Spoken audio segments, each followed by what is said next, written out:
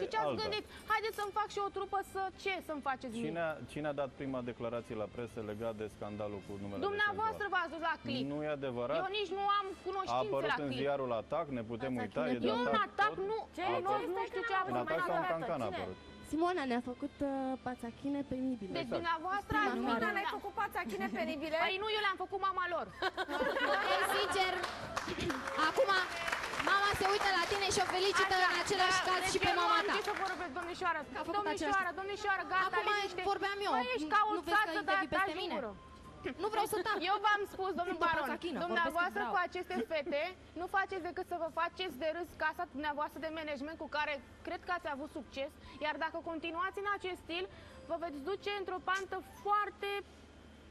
Domnul Radu, să ținem... Faptul că domnul Radu Baron și implicit cele două fete îți folosesc numele, Deci aceste fete pentru mine sunt niște insipide, niște femei care în locul lor puteau...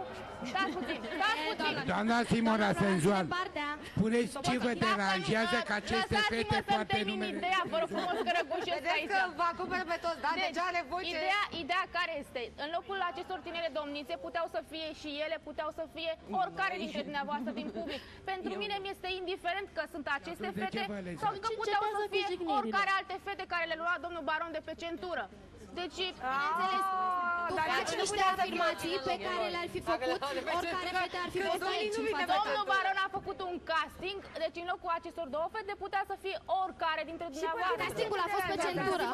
Nu știam, iar nu, domnul Baron. Pe dumneavoastră v-a luat domnul Baron tot după centură? Dar pe mine, în primul rând, n-am avut nicio legătură cu domnul Baron. Doamnă, dumneavoastră, vă rog frumos. Domnul Baron mi-a propus mie să iau, din nou să reluăm, nu știu, o colaborare. Mi-ați propus să vină să cânt eu în trupa senzual. Ia să ne cânte fetele! Hai, doamna Floarea, dați tonul! Bineînțeles. Ia cântați, măi, fetelor! la rece, ok? Hai, așa, două pațachine penibile, mă rog, cu tare, hai să vedem de ce sunteți în stare. Spy on me, baby, you satellite. Infrared to see me move through the night. I'm gonna fire, shoot me right. I'm gonna like the way you fight. You're a sex bomb, and baby you can turn me on. Simona! Deci, auziți, dacă până și domnul Baron, care zice că se pricepe în materie de voci, de showbiz, a început să se jeneze, Vă jenați, domnul Baron? Nu, eu mă jenam de jena ei, nu de altceva, dar a înțeles greșit, nu-i problemă. Dar de ce ați luat voi numele ăsta de senzual? Nu putea să găsiți. Auziți, domnul Baron, dar dumneavoastră știați că una dintre domnișoarele care dumneavoastră formați formația, trupa, cum îi spuneți dumneavoastră, senzual, este denumită porecla ei pe chat, pe net. Eu acum v-am spus că 2 săptămâni de acum încolo eu fac cercetări de unde vin aceste două fete. Cum e poreclită? Dumneavoastră, lăsați-mă să termin ideea. Deci, că dumneavoastră îmi spuneați, domne, că de unde vin, de unde vin.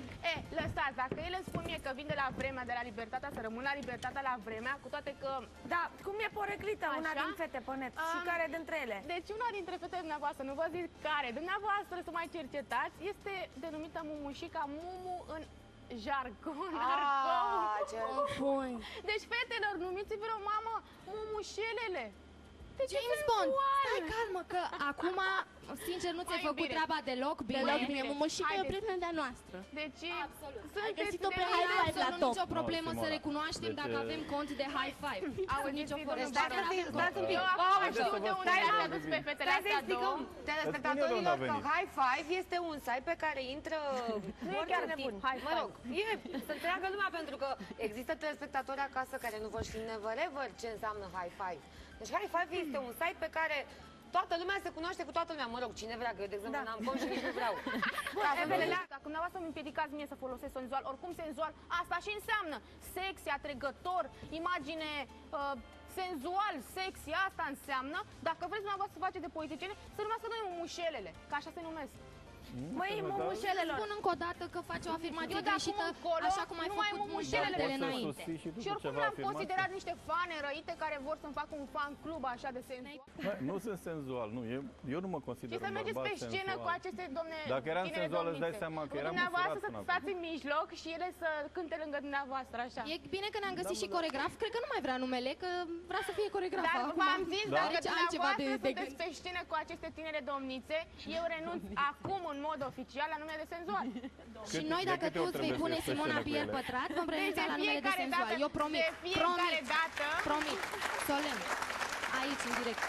Cum să-i se spune? Dacă Simona își va spune de acum Simona Pier Pătrat, eu renunț la nume. De ce Pier Pătrat? Da, nu știți săraca, vai povestea? de capul ei cu Pierul Pătrat. Ia zine tu povestea. Era o poveste așa, foarte... Auzi, mai bine pe la- povestește-ne cu Mumu cum e, că și mai bine Cu decât cu Momo. Pier. Trebuie Când să ne învățam spui eu, Poate că nu-i 12 noaptea. domnișoară, când Pur și învățam simplu eu la mă- școală de Pier Pătrat, Pur și simplu cred că mă tu amuz cu ceea ce știai spui înseamnă tu. Mumu, Pupu și... Nici acum nu știu, sincer, și nici nu aș Eu vrea am să te trecut pe la întreb pe școală, tine. am terminat și o facultate. Felicitările mele. Dar chiar, ce facultate ai făcut? Publicul spune că nu se vede. Român-american. Nu, ce specialitate, nu Cine a zis universitate. din public? Finanțe, bănci? Da, și eu încep și pe a doua. Ne spui și nouă ce înseamnă clasa 700 în finanțe? Ce nu se vede? vede că asta În contabilitate, domnul Radu Baron. În contabilitate, Deci e exact. de întrebare pusă prost. Cum să fie în finanțe, în contabilitate, În clasa 700. contabilitate, exact. Păi dacă n-ați pus întrebarea bine, n-am pus să răspund la o întrebare care nu ați văzut că am știut. Bun, și ce te deranjează în scandalul cu trupa senzual? Faptul că ele îți folosesc numele? Pe mine mă deranjează că, domnul Baron, dumneavoastră chiar aveți fața strâmbă sau vă strâmbați tot timpul? Când aud câte prostii spui, Deci, nu știu, mi se pare că ori are un, aveți un Eu tic cred că vă nervos. uitați la ea și Aveți un tic asta este nervos, tot reacția pe timpul care dumneavoastră aveți o face. față așa strâmbă, adică vă strâmbați sau spuneți-mi, Băi, nu nu vă pot fi place de atât de mine, senzual ca am tine. ceva Place. în cap, sunt, nu știu, spuneți, vă uitați la mine și parcă aveți așa o față Faceți strâmbă. acea strâmbă. am o întrebare. Tu mai devreme ai spus că melodia este proastă. Dar Din nu ce vă punct de strâmbați, vedere? domnul Baron, vă rog frumos, stați puțin mai degajat. Măi, se numește Să nu cred că, nu Ia știu, am uite. ceva eu, am Nu ceva. fi Deci vreau să spun că după tot ce s-a întâmplat aici, am ajuns la concluzia că munca mea de 7 ani de zile mi face de râs, deci mă simt că numele meu senzual e făcut de râs, eu tot ce am făcut, toți banii care am investit eu, toate relațiile Ne-am mele, plictisit tot ce am sacrificiile, făcut. toate combinațiile. Se pare E că ok. Publicul numele ce de spune? senzual, Suntem numele sub de Simona Senzual. Deci ne- Dacă dumneavoastră spuneți, noi ieșim, alo. plecăm. Simona nu a înțeles ceva. Mulțumim frumos. Bravo! Deci mi se pare că numele de senzual acum este ironizat, este un kitsch al numelui meu. Eu mă simt puțin, nu știu, tristă, puțin spus, ca numele meu să fie exact un, nu știu, un kitsch.